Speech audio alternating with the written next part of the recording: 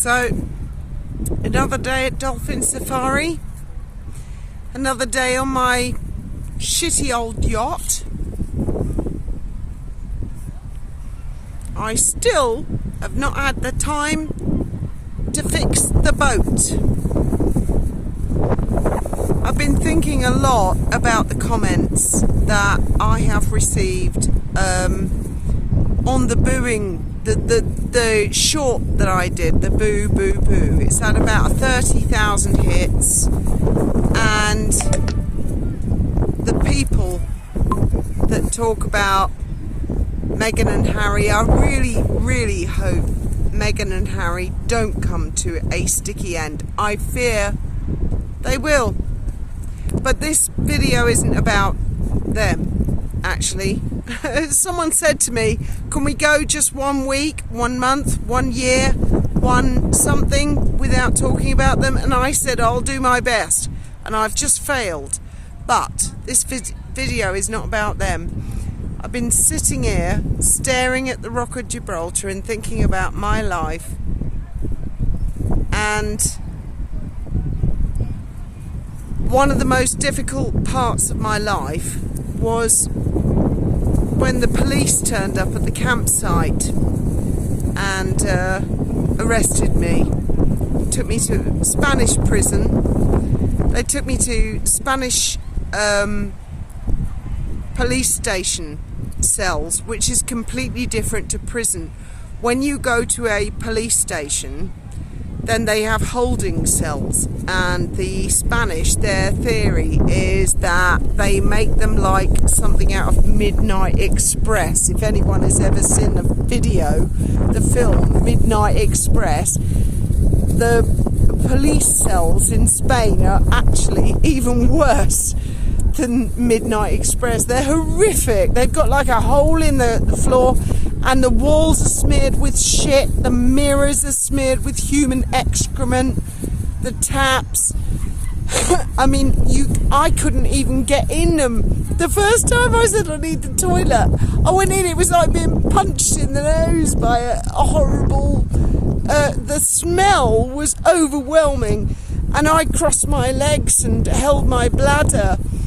And then I had the cleaning ladies come in, and they did a bit of cleaning, and I thought, oh, thank God for that, they cleaned the toilets. And so I said to the guardies, can I go toilet now? And I went in, and it was exactly the same, the mirrors, everything was covered, and I thought, what the hell were those cleaning ladies doing? They oh, it's awful. And then when I was actually taken to the actual prison, I was with a friend, Carol Miena, a friend I'd made in the police cells. And the Guardia Civil were actually very chivalrous and lovely, and gave us cigarettes, and they offered us beer, which I declined. I said, oh, you're joking, I don't want one beer because that get me started, I want another beer. Anyway, when we finally got taken to the prison, I mean, I went with Carol Miena, and we were holding hands tight, and when we got to the prison, it was more like a university. It was very, very nice, very clean. I was greeted by an expat who I'm pretty certain is probably dead now. I mean, he was quite old when I saw him. He had one eye missing, and I said to him, where did your eye go? I know that sounds quite rude, but I did. I said, you know, because he had a big scar and everything. And he said, oh, I had a fight in prison and a knife, and someone gouged me eye out. So I thought, oh, great. This doesn't look so great. Anyway, when we got in, we had a stainless steel shower.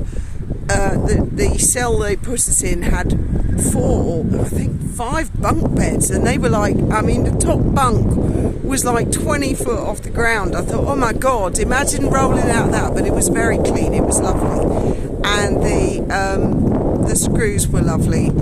And I think I'm getting to the stage where I will tell everybody about my experience, my hideous experience. One lady on the comments today said, I know who you are, and you were Britain's most wanted, and you didn't wallow in self-pity. You're very much mistaken. I did. I wallowed in self-pity for about 10 years. Trust me, I wallowed and wallowed and wallowed in self-pity because I couldn't believe the incredulity or the injustice of the whole situation, that I was carrying the can for two other people who had committed. So I'm not saying I didn't commit crime, but I'm also not admitting I did, because I suppose there are police and stuff. But I mean, I had two co-defendants. Oh my God, I've carried the can for them for years, and I still won't name them. I won't, because they're probably living their lives. They were a pair of twats when I knew them, and they're probably still being a twat. In fact, one of them actually hooked up with a famous actress in the UK. She's not globally famous, but she's famous in the UK. She was in Casualty, she was in The Bill, and she was big time in Coronation Street, and she's back in Coronation Street now, but I won't name her. And it turned out, after I came off the run, and for a load of shit I never did, I spent 7 hours on the phone to this famous actress comparing notes about this bastard that was her ex-boyfriend and my ex-boyfriend.